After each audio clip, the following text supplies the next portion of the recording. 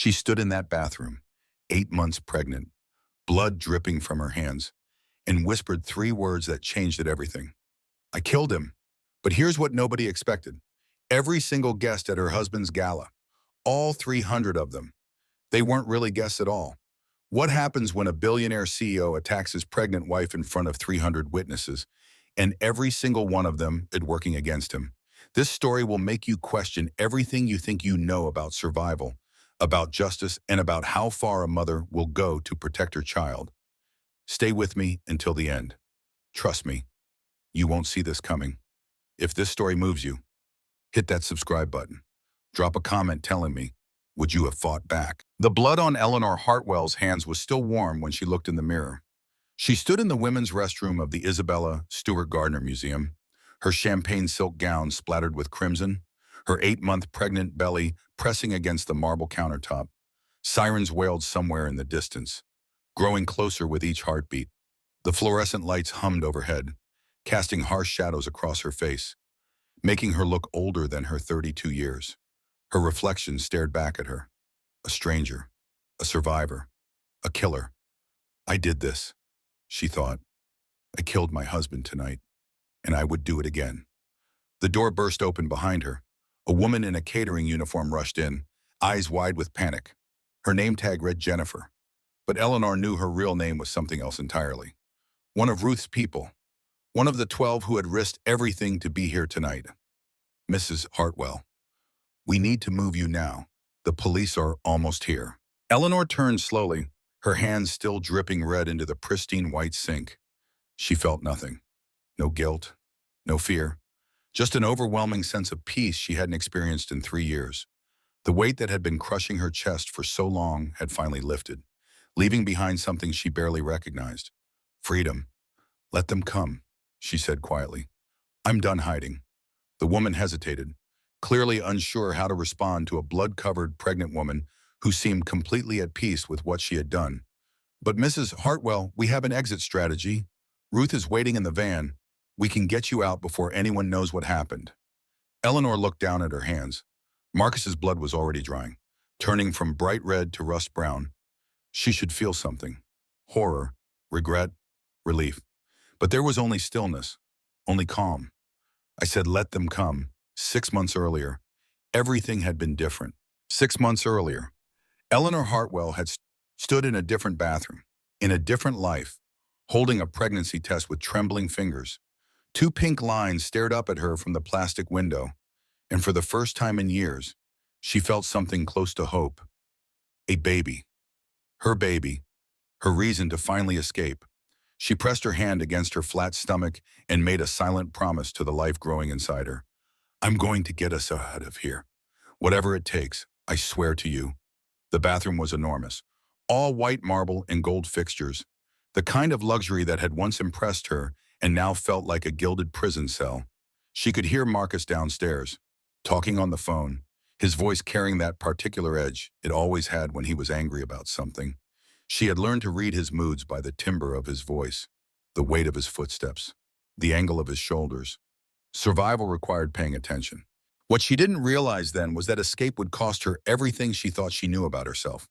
It would push her to the very edge of sanity, force her to become someone she never imagined she could be, and ultimately lead her to that blood-stained mirror in a museum bathroom on the worst night of her life. But it would also set her free. Eleanor Grace Whitmore had been a rising star at Sullivan & Associates, one of Boston's most prestigious law firms, when she met Marcus Hartwell at a charity gala not unlike the one that would eventually destroy him. She was 28, brilliant, ambitious, and completely unprepared for a man like Marcus. He was older by 9 years, wealthy beyond anything she had ever imagined, powerful in ways that extended far beyond his bank account. The kind of man who entered a room and immediately commanded attention without saying a word. His family had been Boston aristocracy for 5 generations, their name etched into hospital wings and university buildings across the city. When Marcus Hartwell decided he wanted something, he got it. And he decided he wanted Eleanor. The courtship was a whirlwind. Flowers delivered to her office every morning, not just any flowers, but rare orchids flown in from Thailand. Arrangements that cost more than her monthly rent. Weekend trips to Paris and Milan, where they stayed in penthouses and dined at restaurants with year-long waiting lists. Introductions to senators and CEOs who treated Marcus like royalty, shaking his hand with deference, laughing at his jokes, whether they were funny or not. Eleanor felt like she had stepped into a fairy tale, swept off her feet by a prince who saw something special in her. He told her she was different from other women, smarter, more beautiful, more worthy of his attention. She believed him because she wanted to believe him, because believing him felt better than questioning why a man like Marcus Hartwell would choose a working-class girl from Worcester. What she didn't see were the warning signs, the way he subtly criticized her friends until she stopped seeing them. Your roommate from law school, she's not really on your level anymore. Is she? The way he questioned her career choices until she doubted her own judgment. Do you really need to work those long hours? I can provide everything you need. The way he isolated her from her family, convinced her that her sister Caroline was jealous of her success, that her parents didn't understand their sophisticated lifestyle. Your mother called again. She seems very concerned about our relationship. I wonder why she feels the need to interfere so much. By the time Eleanor realized she was trapped, she was already Mrs. Marcus Hartwell, living in a Beacon Hill brownstone that felt more like a prison than a home. She had given up her career because Marcus convinced her that a woman of her status shouldn't have to work. She had stopped calling her sister because every conversation somehow became an argument about Marcus. She had become exactly what Marcus wanted her to be: small, quiet, invisible. But Eleanor wasn't stupid. She had graduated top of her class from Harvard Law. She understood evidence, documentation, strategy, and for 2 years, while Marcus thought she was a beaten, submissive wife, she had been quietly building her case. Hidden files on a cloud server Marcus didn't know existed, photographs of bruises he had given her during his rages, time stamped and stored in a folder he would never find, recordings of threatening phone calls, captured on a voice-activated recorder she kept in her jewelry box, financial documents showing money he had hidden from the IRS, copied late at night while he slept. She had been playing the long game, waiting for the perfect moment to strike. The pregnancy changed everything. Now it wasn't just about her anymore. Now there was a life depending on her, a daughter who deserved to grow up knowing that women fight back, that survival isn't surrender, that freedom is worth any price. Eleanor looked at herself in the bathroom mirror, pregnancy test in hand, and made a decision. It was time to stop waiting. It was time to start fighting. What she didn't know was that Marcus had been waiting too, watching, planning, and he was already 3 steps ahead of her. 2 weeks after discovering her pregnancy, Eleanor sat in a leather chair across from Daniel Whitmore, the divorce attorney she had been secretly consulting for 6 months. His office overlooked Boston Harbor, all glass and steel and expensive artwork that probably cost more than most people's houses. The view was spectacular, the kind of view that said, I am successful, I am powerful, I can help you. She had chosen him specifically because he had no connection to Marcus's social circles. He had come highly recommended by a domestic violence advocate Eleanor had contacted through an anonymous email account she had created at a public library. She had been so careful, so strategic, so certain that she had covered every angle, but not careful enough. Daniel looked different today. His usual confident demeanor was replaced by something Eleanor couldn't quite identify. Nervousness? Maybe. Or guilt. His tie was slightly crooked, and there were dark circles under his eyes, as if he hadn't slept well in days. Mrs. Hartwell, Daniel began, then stopped, cleared his throat, shuffled the papers on his desk, started again. Eleanor, I'm afraid I have some difficult news. Her stomach dropped. She knew that tone. She had heard it in courtrooms 100 times, right before a case fell apart, right before someone's hope turned to ashes. What kind of news? Daniel slid a manila envelope across his desk. His hands were shaking, actually shaking. This man who had stood before judges and argued cases worth millions of dollars. His hands were trembling like leaves in a storm. Eleanor opened it. Inside were documents she recognized immediately. Divorce papers. But not hers. Marcus was filing first. The petition cited mental instability, danger to the unborn child, history of erratic behavior and emotional volatility. Attached were psychiatric evaluations Eleanor had never taken, detailed reports from a doctor she had never met, describing sessions that had never happened. There were witness statements from household staff she had trusted, the housekeeper who had worked for them for 2 years, the driver who took her to appointments, all of them describing behavior she had never exhibited. And there, at the bottom of the stack, was a letter from her own sister expressing concern about Eleanor's mental state, describing incidents that had never occurred, painting a picture of a woman on the edge of breakdown. Every word was a lie, every signature was forged, and every piece of evidence was damning. "This is impossible," Eleanor whispered. "These records don't exist. I've never seen a psychiatrist. My sister would never say these things." Daniel couldn't meet her eyes. He stared at his desk, at the expensive pen holder, at the family photo that showed a smiling wife and a daughter who looked about 12 years old. "Mrs. Hartwell, I have to inform you that I can no longer represent you in this matter." The world tilted beneath her. The harbor view outside the window seemed to spin, the boats becoming blurs of white against blue water. "What are you saying? Your husband contacted me yesterday. He made it very clear that continuing our attorney-client relationship would have consequences for my firm, for my family." Daniel finally looked up, and Eleanor saw genuine fear in his face, the kind of fear she recognized from her own mirror. "I'm sorry, I have a daughter. She's 12. Marcus mentioned her school by name, her schedule, her friends.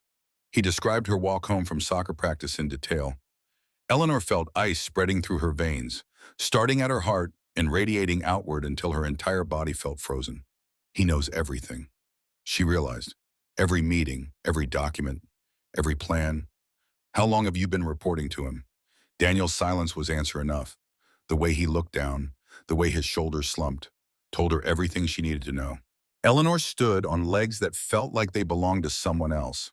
She gathered the envelope, tucked it under her arm, and walked to the door. Her heels clicked against the hardwood floor, each step feeling like it might be her last. "Mrs. Hartwell," Daniel called after her. "Eleanor, for what it's worth, I'm truly sorry. I didn't have a choice." She turned back one final time. He looked small behind his expensive desk, surrounded by his expensive things, a man who had sold his integrity for safety. "There's always a choice. Daniel, you just made yours." Eleanor drove for an hour before she trusted herself to stop. She took the highway out of the city, past the suburbs, past the strip malls and housing developments, until she found herself in a small town she had never visited before.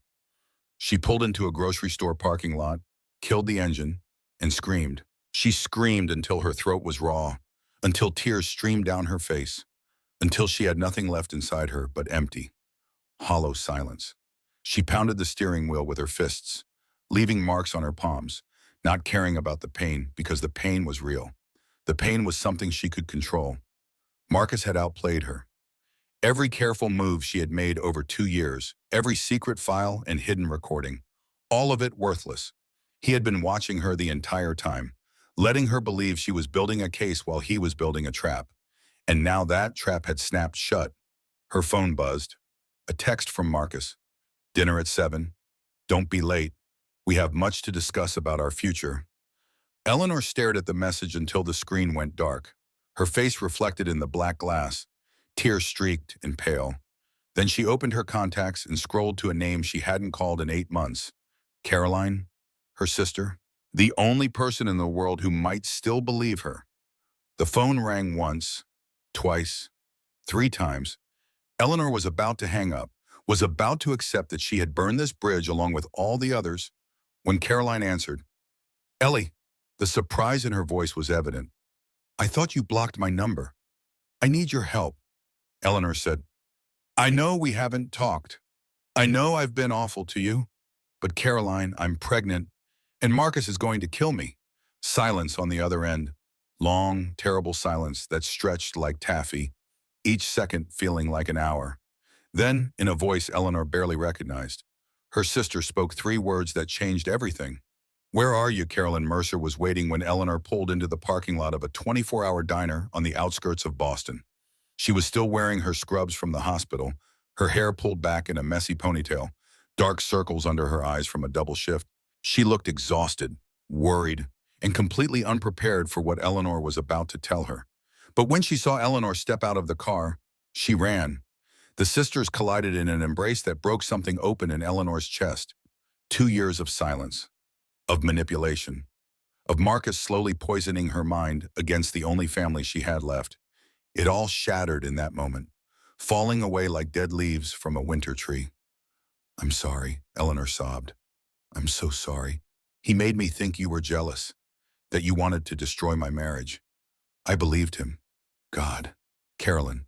"I believed everything he said." Carolyn held her tighter, her arms strong from years of lifting patience, her voice steady despite the tears running down her own face. "It's okay. I'm here now. I've always been here." They sat in a corner booth as Eleanor told her everything.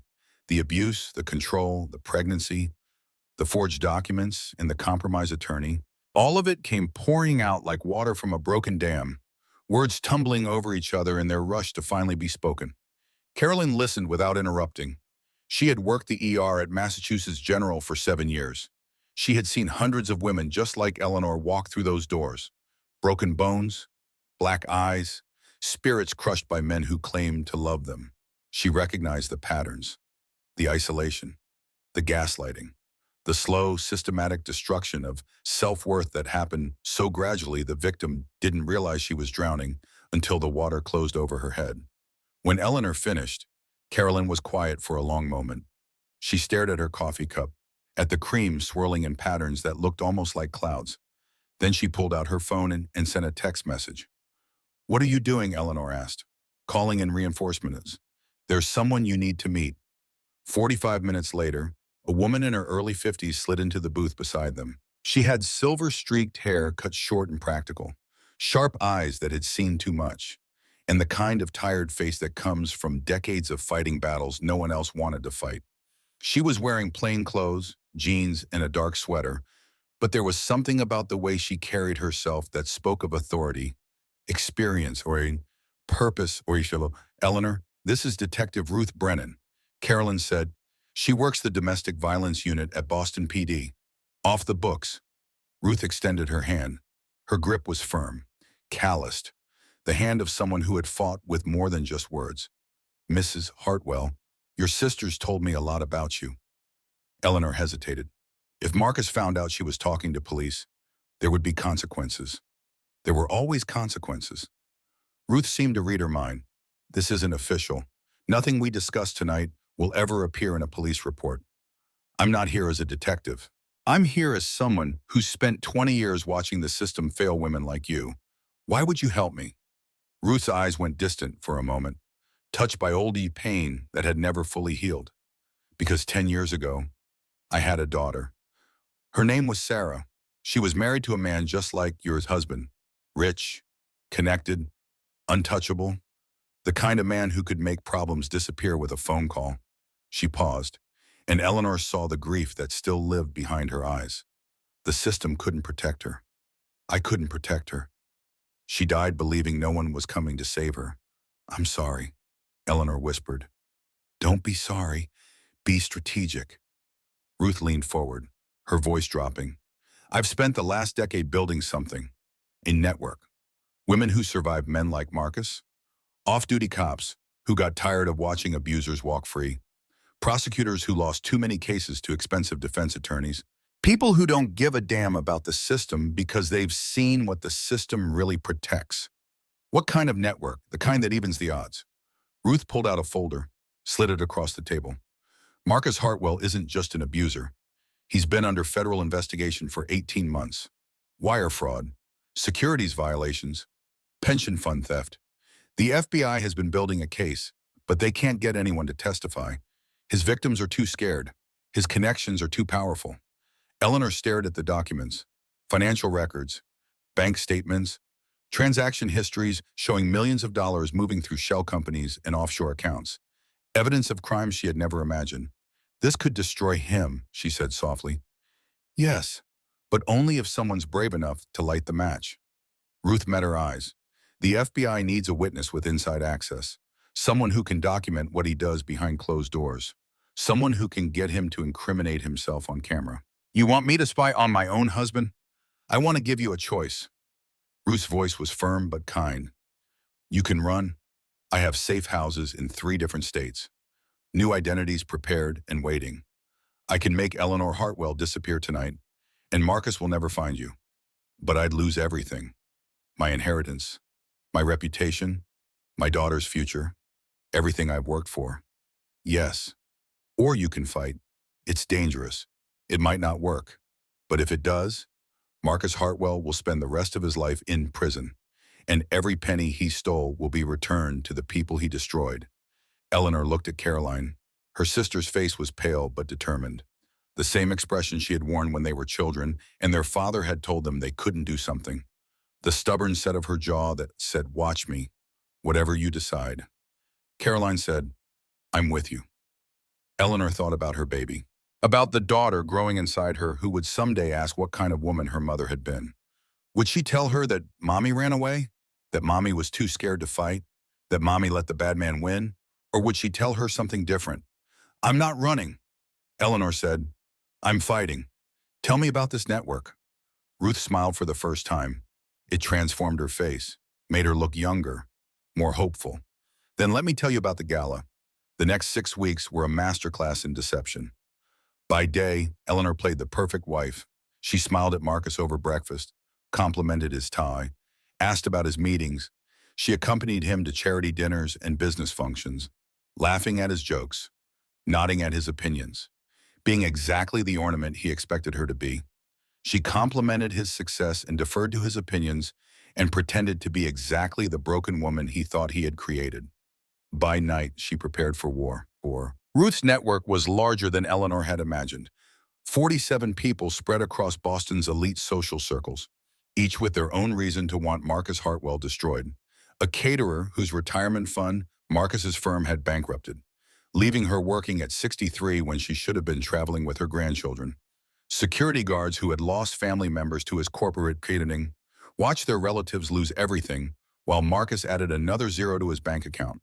Photographers and servers and event staff, all carrying wounds inflicted by men just like him. They met in safe houses scattered across the city, in empty parking lots after midnight, in the back rooms of businesses that owed Ruth favors. They studied floor plans of the Isabella Stewart Gardner Museum, where Marcus planned to hold Hartwell Capital's 25th anniversary gala. They memorized emergency exits and security camera locations and the names of every legitimate guest who had been invited. Marcus wanted 300 people at his party. Ruth was going to give him 300 witnesses. Eleanor's job was simple but critical. She would wear a wire concealed in a necklace. She would get Marcus to incriminate himself on camera. She would press a panic button the moment she felt unsafe. And she would trust that when the moment came, she wouldn't be alone. 4 weeks before the gala, Ruth brought Eleanor to a warehouse in South Boston for a demonstration. The building looked abandoned from the outside. Graffiti-covered walls and boarded windows. But inside, it had been transformed into a command center. Monitors covered one wall, showing security camera feeds from locations across the city. A map of the museum took up another wall, covered in pins and strings like something from a crime show. "This is your necklace," Ruth said, holding up a delicate strand of pearls with a small diamond pendant. It looked exactly like something Marcus would approve of. Elegant, expensive, appropriate for a woman of her station. The pendant contains a camera and microphone. Everything it records uploads automatically to a secure server. Marcus could smash your phone, destroy every device you own, and the evidence would still exist. Eleanor took the necklace, felt its weight in her palm. Such a small thing to carry so much hope. What about the panic button? Ruth showed her a bracelet. Simple, elegant, a thin band of gold with a small clasp that looked purely decorative. 3 quick presses. That's the signal. Every person in our network will converge on your location within 60 seconds. And if 60 seconds is too long, Ruth hesitated. Then she reached into her bag and pulled out something Eleanor didn't expect. A knife, small, ceramic blade, undetectable by metal detectors. "I'm not giving you this as a weapon," Ruth said carefully. "I'm giving you this as a last resort. If everything fails, if we can't reach you in time, you have the right to defend yourself and your baby." Eleanor took the knife. It felt foreign in her hand, wrong somehow. She had never hurt anyone in her life, had never even been in a physical fight. But she understood what Ruth was offering. Not violence, agency, the power to determine her own fate, whatever that might be. I hope I never have to use this, Eleanor said. So do I. 2 weeks before the gala, Eleanor allowed herself to feel something she had almost forgotten. Hope. Everything was in place. The network was ready. Caroline had memorized her role as Eleanor's +1 in secret escape route. Ruth had briefed every operative on their positions and responsibilities. For the first time in years, Eleanor went to sleep without counting the hours until morning, without dreading the sound of Marcus's footsteps, without wondering what mood he would be in when he woke. She wrote a letter to her unborn daughter that night, her first letter, the first of many she planned to write. "Dear Grace," she began, "by the time you read this, we'll be free. I want you to know that your mother fought for you. Every decision I made, every risk I took, it was all for you. You deserve a life without fear, a life where you're never small or quiet or invisible. I love you more than I knew it was possible to love anything, and I promise you, we're going to be okay." She tucked the letter into a hidden pocket in Caroline's apartment, where she had stashed emergency clothes and documents.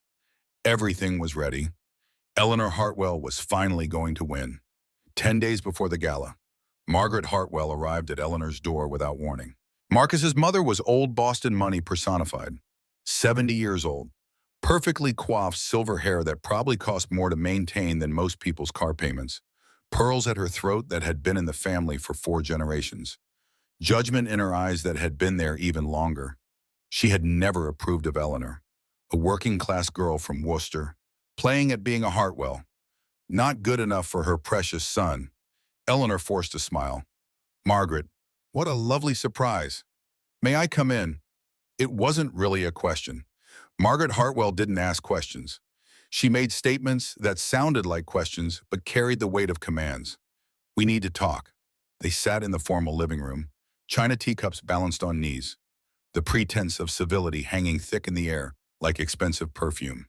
The room was decorated in creams and golds, everything chosen by an interior designer Marcus had hired, nothing reflecting Eleanor's taste or personality. "I know what you're planning," Margaret said.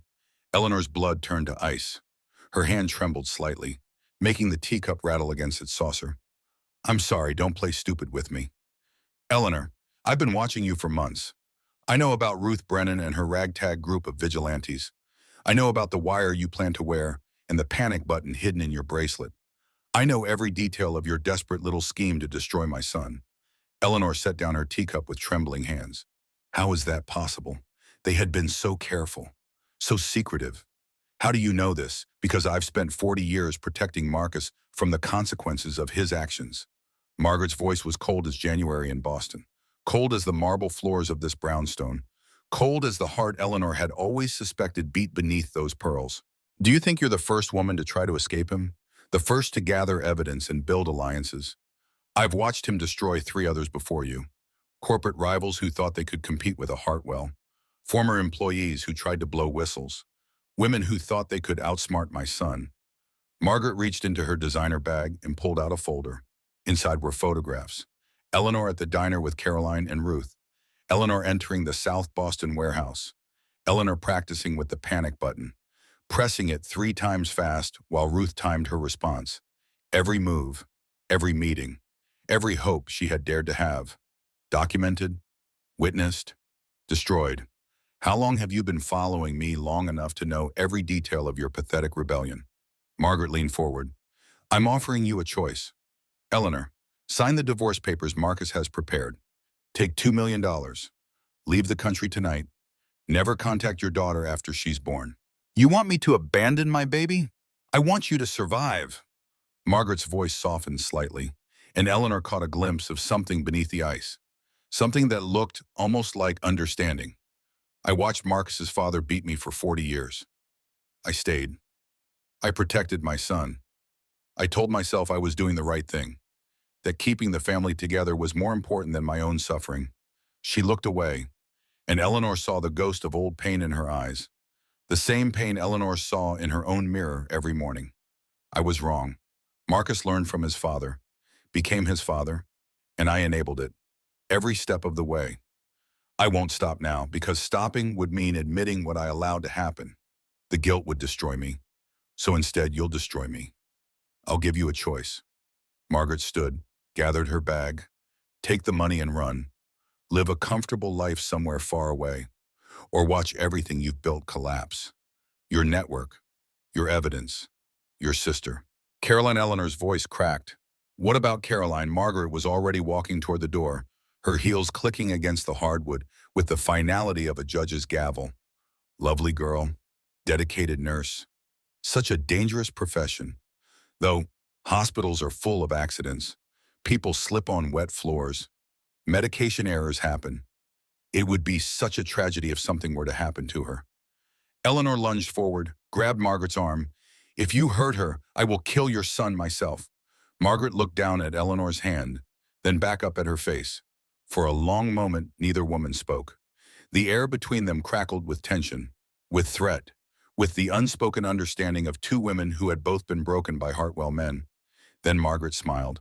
It was the saddest smile Eleanor had ever seen. Good. Finally, some fire. You're going to need it. She pulled free and walked out the door. Eleanor stood frozen in her living room, her heart pounding, her mind racing. Margaret had just threatened Carolyn's life. Margaret had just revealed that she knew everything, and Margaret had just given Eleanor 1 week to decide, run or fight, surrender or die. Eleanor pressed her hand against her pregnant belly and felt her daughter kick in response. Strong, insistent, demanding to be acknowledged. We're not running, Eleanor whispered. We're not surrendering. If Margaret Hartwell wanted a war, Eleanor would give her one.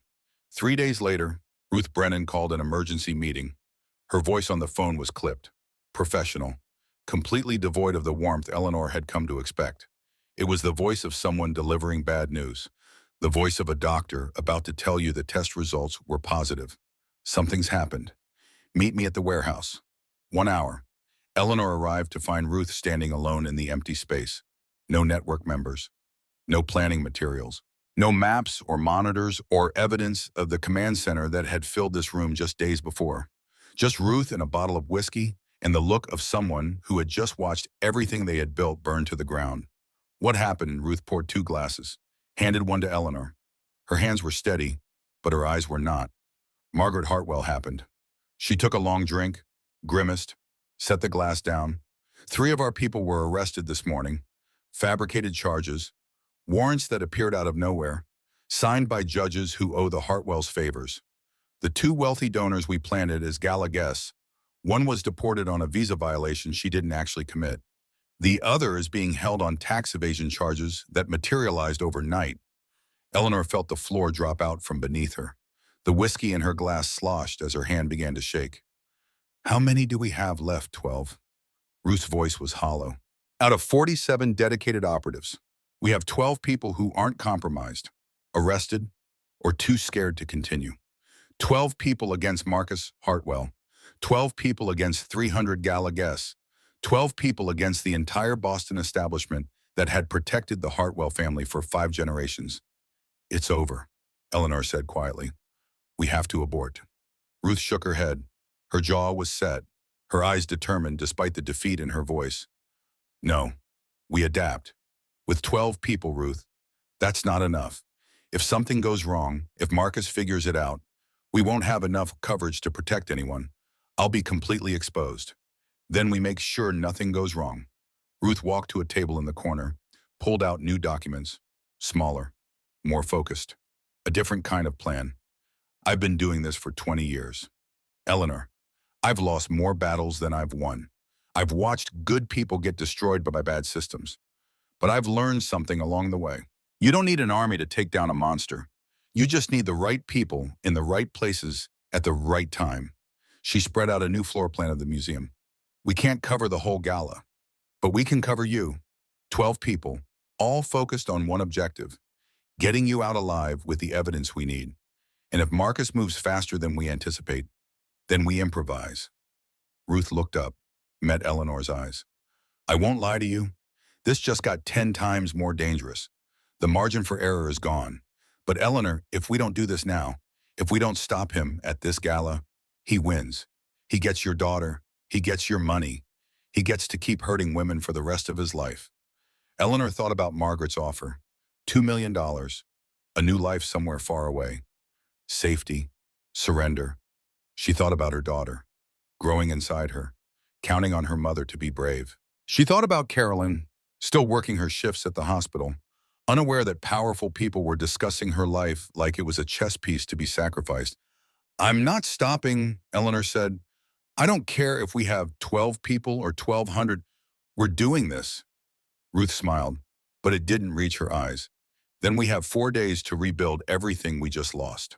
They worked through the night, fueled by coffee and desperation and the stubborn refusal to accept defeat. By morning, Eleanor had memorized the faces and positions of all 12 remaining network members. A caterer named Thomas Fletcher, who had lost his pension to Marcus's fraud. 2 bartenders, both former victims of domestic violence who had found their way to Ruth's network through hospital social workers. A photographer whose sister had been destroyed by one of Marcus's business deals. 4 security guards, all off-duty cops who had gotten tired of watching the system protect abusers. 3 guests with legitimate invitations who had volunteered despite the risk. 12 people standing between Eleanor and whatever Marcus had planned. It would have to be enough. 2 days before the gala, Eleanor came home to find Caroline sitting on her doorstep. Her sister's face was pale, her hands shaking. She was still wearing her scrubs, as if she had come straight from the hospital without stopping to change. "Someone's been following me," Caroline said. "A black car outside the hospital every day this week. The same man at the coffee shop every morning, pretending to read a newspaper while watching me. I found a note on my windshield yesterday." She handed Eleanor a piece of paper. 4 words, typed in neat black letters, "We know where you live." Eleanor's blood ran cold. "This is Marcus. He's trying to scare us." "It's working?" Caroline's voice cracked. "Ellie, maybe we should reconsider. Maybe the money isn't so bad. Maybe we could find a way to stay in touch, secretly, after you leave the country. You want me to run? I want you to survive. I want my sister alive, even if she's on the other side of the world." Eleanor took her sister's hands in her own. They were cold, trembling. "When I was 12 years old," she said softly, "Dad lost his job. Remember, we couldn't afford Christmas that year. Mom cried every night after we went to bed, trying to figure out how to pay the electric bill." Caroline nodded. "You gave me your present, the only one you got. That art set you'd been wanting all year. The fancy one with all the different colors. You said I needed it more because I was the one who liked to draw. I remember. That's who you are. Carolyn, you give pieces of yourself to protect the people you love. You've been doing it your whole life. Now it's my turn." Eleanor squeezed her hands. "I'm not running. I'm not taking that money. And I'm not letting Marcus or his mother or anyone else decide what happens to my daughter. But I need you to make a choice too. Stay and fight with me, or walk away and know that I'll always love you, no matter what you decide." Carolyn was quiet for a long moment. The evening light was fading, casting long shadows across the brownstone steps. Then she stood up, wiped her eyes, and looked Eleanor straight in the face. "You're my sister. I'm not going anywhere." Eleanor hugged her tight. 2 days, 48 hours, then one way or another, this would all be over. The morning before the gala. Eleanor woke to the sound of her phone ringing. The bedroom was still dark, the first gray light of dawn barely visible through the heavy curtains Marcus had insisted on. She reached for her phone on the nightstand, her movements slow and clumsy with sleep. Ruth's name flashed on the screen. It was 6:30 a.m. "Hello, Eleanor." Ruth's voice was strange, tight, controlled. The voice of someone trying very hard not to fall apart, trying to hold together pieces that were already crumbling. "I need you to stay calm." Those 4 words sent ice through Eleanor's veins. In her experience, nothing good ever followed the instruction to stay calm. What happened? There was a silence that lasted a lifetime. Eleanor could hear traffic in the background. Sirens. The sounds of a city waking up to another ordinary day.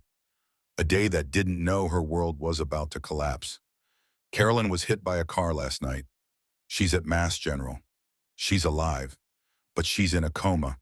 The doctors don't know when she'll wake up. They're saying it could be weeks. They just don't know. The phone fell from Eleanor's hands. The world went white, then red, then black.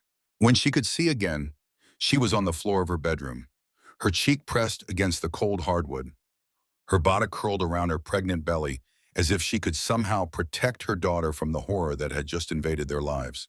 She didn't remember falling, didn't remember the phone slipping from her fingers. One moment she was sitting up in bed, and the next she was on the ground, gasping for air like a fish pulled from water. Caroline, her sister, her ally, her best friend, the woman who had given up her only Christmas present when they were children, the woman who had answered the phone after 8 months of silence and said 3 words that changed everything. Where are you? Gone, not dead. Some rational part of her brain insisted. In a coma, alive, but gone from the gala, gone from the plan, gone from the support Eleanor desperately needed, gone from the corner of the ballroom where she was supposed to stand, ready to help Eleanor escape if things went wrong, gone from the car that was supposed to be waiting outside, engine running, doors unlocked. Marcus's voice cut through her thoughts. Eleanor, are you all right? He was standing in the doorway, concern painted perfectly on his handsome face. He was already dressed for the day, coffee cup in hand, the picture of a worried husband rushing to comfort his pregnant wife.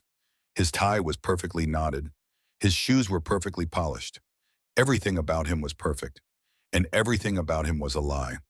I just heard about Caroline. How terrible. Hit and run, they said. The driver fled the scene. No witnesses. Such a dangerous world we live in. Eleanor looked up at him from the floor. His eyes were smiling, not his mouth. His mouth was appropriately solemn, corners turned down in an expression of sympathy.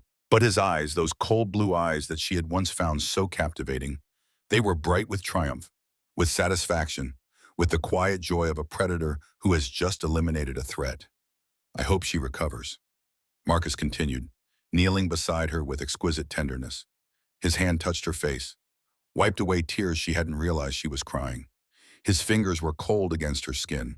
Family is so important. Don't you think we should cherish the people we love while we still can? Life is so fragile, so unpredictable. Speaking of which, I've had your gala dress pressed and ready. We want tomorrow night to be perfect, don't we? Eleanor couldn't speak, couldn't move, couldn't do anything but stare at the monster wearing her husband's face. The monster who had just tried to kill her sister. The monster who was now kneeling beside her, stroking her hair, pretending to comfort her while celebrating his victory. Get some rest, darling. Marcus kissed her forehead, leaving a cold spot on her skin that felt like a brand. Big day tomorrow. The biggest day of our lives. Really, Yvonne. Everything is going to change. He left for work as if nothing had happened. She heard his footsteps on the stairs, heard the front door open and close, heard his car start in the driveway. The sounds of a normal morning. The sounds of a man going to his office. The sounds of a monster who believed he had already won. Eleanor stayed on the floor for 2 hours. She didn't cry. Crying was useless. Crying was what Marcus wanted, what Margaret expected, what every person in their twisted world assumed she would do. The weak little wife, falling apart at the first sign of trouble. The fragile woman who needed to be protected, controlled, managed. Instead, she thought, Marcus had just proven he would hurt anyone she loved to keep her under control. He had nearly killed her sister as a warning. A message. A demonstration of power that said, I can reach anyone you care about, anytime I want, tomorrow night at that gala. He was planning something worse. She could still run. The money was still on the table. Margaret's offer hadn't expired. She could be in another country by sunset. Safe. Alive. Her daughter growing up without a father, but at least growing up. But Caroline would wake up eventually. And when she did, she would ask what happened. She would ask if they got him. She would ask if her sacrifice, her broken body, her weeks or months of unconsciousness, if any of it meant anything. What was Eleanor supposed to tell her? That she ran, that she let fear win, that Caroline nearly died for nothing? Oh. Eleanor pulled herself off the floor, walked to the bathroom, and looked at her reflection in the mirror. She saw a woman with red-rimmed eyes and pale skin and 8 months of pregnancy weighing on her body. She saw dark circles under her eyes from sleepless nights. She saw the ghost of bruises on her arms from Marcus's grip. She saw every moment of the past 3 years written on her face. She also saw something else. Steel. Somewhere beneath the exhaustion and the fear and the grief, there was steel, There had always been steel. Marcus had tried to break it, to bend it, to melt it down and reshape it into something he could control. But it was still there, waiting, ready. You want to fight dirty. Marcus, she whispered to her reflection. I can fight dirty too. She picked up her phone from the bedroom floor, checked that it still worked, and called Ruth. I'm still going. Eleanor, you don't have to. Ruth's voice was heavy with guilt, with grief. Caroline was your backup, your escape route. Without her, if something goes wrong at the gala, we have no secondary plan, no safety net, then nothing will go wrong. That's not how this works. Ruth's voice was gentle but firm. Risk assessment, contingency planning. We don't go into operations blind. That's how people get killed. Then give me a contingency. Silence on the line. Eleanor could almost hear Ruth thinking, weighing options, calculating risks. What do you have in mind? Eleanor looked at herself in the mirror, at the pregnant woman who had spent 3 years being told she was nothing, worth nothing, capable of nothing, at the Harvard law graduate who had once argued cases before federal judges, at the mother who would do anything to protect her child. Teach me how to fight back. She said, if your people can't reach me in time, if the panic button fails, if everything goes wrong and I'm alone with him, teach me how to protect myself and my daughter. Ruth was quiet for a long moment. That's not what we do, she said finally. We extract, we document, we don't create vigilantes. I'm not asking to become a vigilante. I'm asking for the right to defend my own life, the right to not be helpless, the right to have one last option if everything else fails. More silence.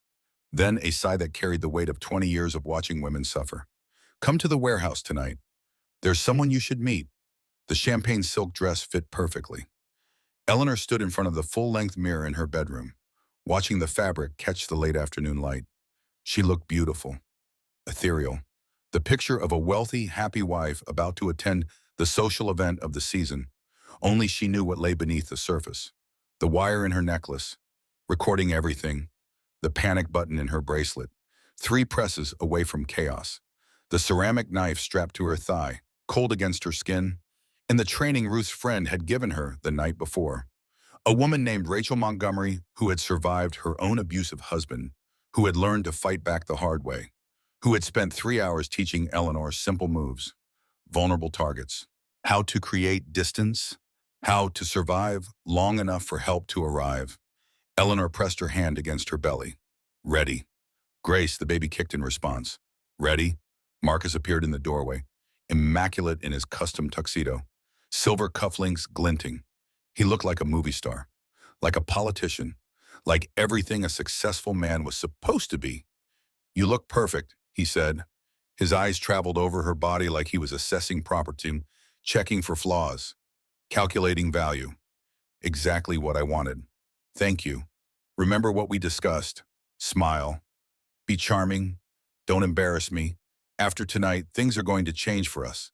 Millionaire, big changes. The way he said it made her skin crawl. The car ride to the Isabella Stewart Gardner Museum took 20 minutes. Eleanor spent every second memorizing the emergency exits Ruth had shown her, running through scenarios in her head, preparing herself for whatever was coming. 300 guests, she reminded herself.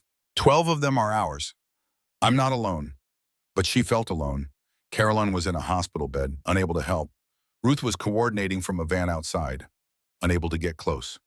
Inside that museum, surrounded by Boston's elite, Eleanor would have to survive on her own. The car pulled up to the red carpet. Cameras flashed. Journalists shouted questions. Marcus helped Eleanor out of the vehicle with exquisite care, his hand on her back, guiding her through the gauntlet of attention. Marcus, Eleanor. Over here, how are you feeling, Mrs. Hartwell? Ready for the baby? Marcus, can you comment on the rumors about Hartwell Capital's expansion? Eleanor smiled, waved, performed. Inside, she was counting faces. The photographer by the staircase. Network member number 1. The bartender at the main station. Number 2. A woman in a red dress near the courtyard. Number 3. 12 allies scattered through 300 strangers. It would have to be enough. The ballroom was breathtaking. Crystal chandeliers cast rainbows across marble floors.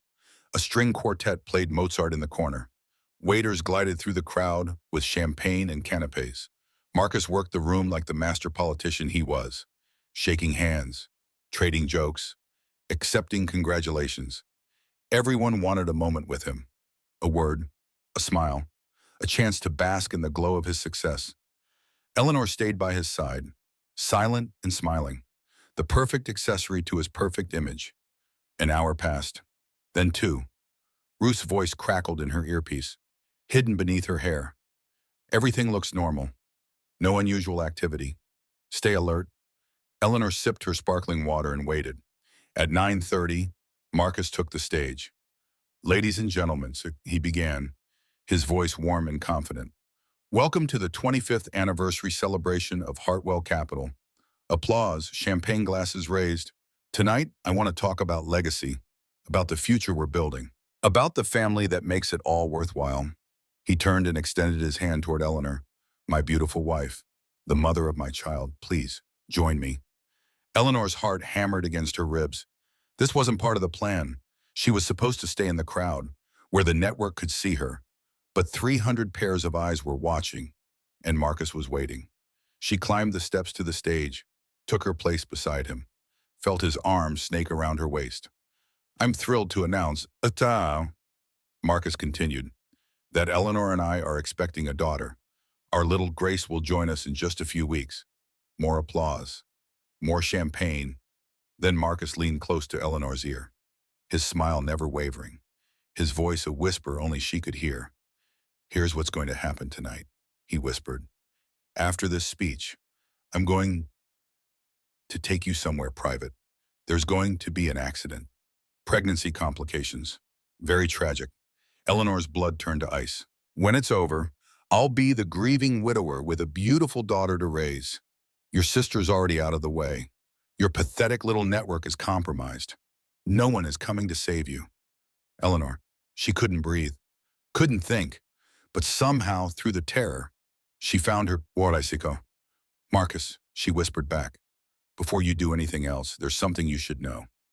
Eleanor forced herself to smile for the cameras as Marcus guided her off the stage. His grip on her arm was bruising, but she didn't flinch. She had stopped flinching months ago. She had learned to endure pain without showing it, to keep her face neutral while her arm throbbed, to give him nothing. Where are we going, she asked, loud enough for her wire to pick up. Somewhere private.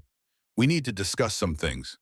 He led her through the crowd, past the string quartet, past the waiters and the guests and the 12 network members who watched helplessly as their target moved out of sight. Ruth's voice crackled in her earpiece. Eleanor, we're losing visual. Where is he taking you? She couldn't respond, not with Marcus inches away. They passed through a service corridor, then another, until they reached a private office at the back of the museum. Antique furniture, oil paintings worth more than houses, a window overlooking the courtyard 3 stories below. Marcus closed the door behind them, locked it, pocketed the key. Now, he said, his mask finally dropping. The charming smile disappeared, replaced by something cold, something cruel. Tell me what you think you know. Eleanor's hand moved toward her bracelet. 3 presses and help would come. But she hesitated. If she pressed now, before Marcus said anything incriminating, it was her word against his. A pregnant woman with documented anxiety making wild accusations against a beloved CEO. She needed more. I know about the pension funds, she said, keeping her voice steady. I know about the fraud. I know what you've been doing to your clients for 20 years. Marcus's eyes narrowed. You're lying. You couldn't possibly have access to those records. Eleanor reached into her clutch and pulled out her phone. On the screen was a single photograph, a bank statement showing a transfer of $32 million to an offshore account. Marcus's offshore account. Recognize this, she asked. I have 300 more just like it. Financial records, transaction histories, every piece of evidence the FBI has been trying to get for 18 months. His face went white. How you should really change the password on your home office computer. Marcus, our anniversary date was sweet, but not exactly secure. Marcus lunged forward, grabbed her phone, threw it against the wall. It shattered into pieces, screen cracking, battery flying across the room. That evidence is gone now. His voice was deadly calm. "And so are you." He grabbed her throat, not hard enough to choke, just hard enough to control, just hard enough to remind her who had the power. "You think you're clever." He pushed her back against the wall. "You think those files matter? I have judges in my pocket, police chiefs, politicians who owe me favors. Even if you'd gotten that evidence out, no one would have prosecuted me. No one would have believed you." His hand moved to her pregnant belly. "But now it doesn't matter, because you're not leaving this room." Eleanor felt fear like she had never known. Cold, paralyzing while absolute. Her daughter kicked against Marcus's hand, as if fighting back, as if refusing to be silenced. And something in Eleanor snapped. Not broke, snapped, like a wire pulled too tight, finally releasing all its tension. "Marcus," she said, her voice impossibly calm, "you just made a mistake." "What mistake?" "That phone wasn't the evidence, it was a distraction." She gestured to her necklace. "This has been recording since we walked into this museum. Audio, video, everything you just said, and it's already been uploaded to a secure server that your mother doesn't know about. One that I set up myself, using skills I learned at Harvard Law." Marcus's hand tightened on her throat. "You're bluffing. Am I?" Eleanor smiled despite the pressure on her windpipe. "Because right now, 300 people in that ballroom are watching a live stream of this conversation on every screen in the venue." His face went gray. "That's impossible. Ruth figured out your servers 3 weeks ago. We've been using your own technology against you. Every monitor, every screen, every device in this museum is now broadcasting this conversation to everyone you've ever wanted to impress." Smile. "Marcus, you're on camera." For one long moment, they stood frozen. Eleanor's back against the wall, Marcus's hand on her throat, his world crumbling around him in real time. Then he screamed. He threw her to the ground, and Eleanor felt something tear inside her. Pain shot through her abdomen like lightning. Blood began to pool beneath her dress. The baby. Grace. Eleanor reached for her bracelet, pressed once, twice, 3 times. The door burst open. Ruth's network flooded into the room. The photographer, the bartenders, the security guards, 12 people who had been waiting for exactly this moment. Marcus tried to run. A woman in a catering uniform, the one whose pension he had destroyed, tackled him from behind.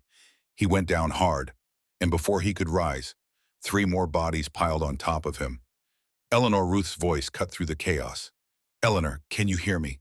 "The baby." Eleanor managed. "Something's wrong." Paramedics appeared from nowhere.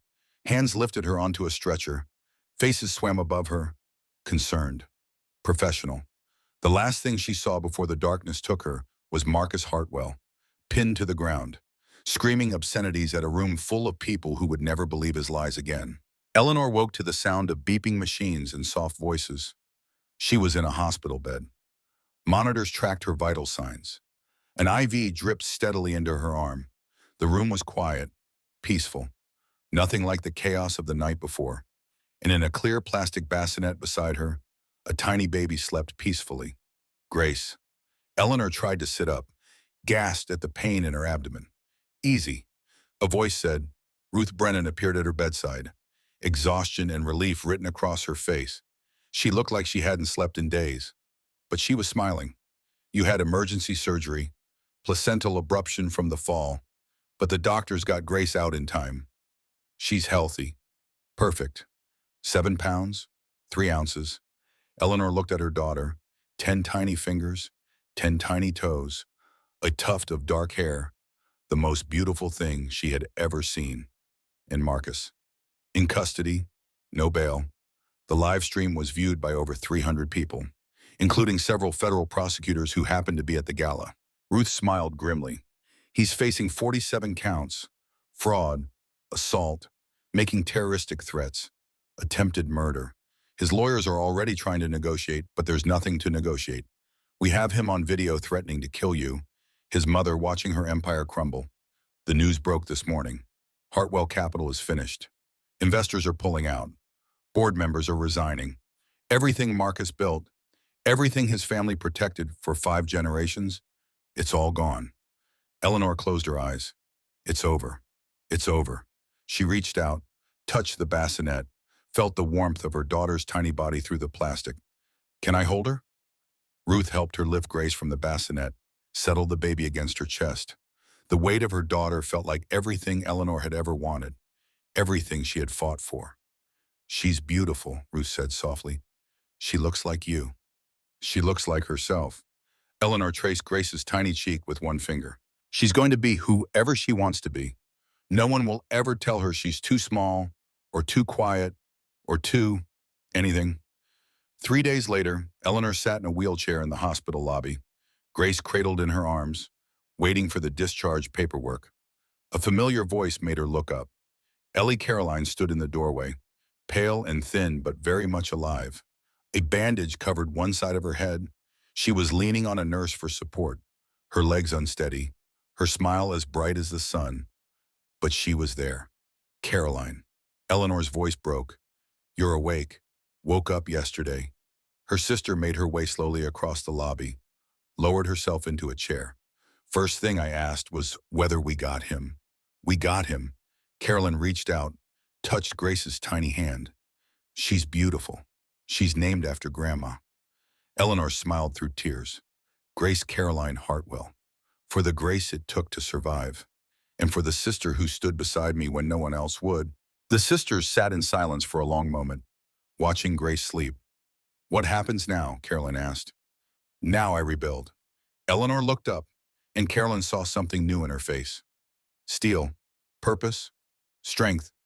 The same sister she had always known, but transformed, forged by fire into something stronger. "I'm going back to law.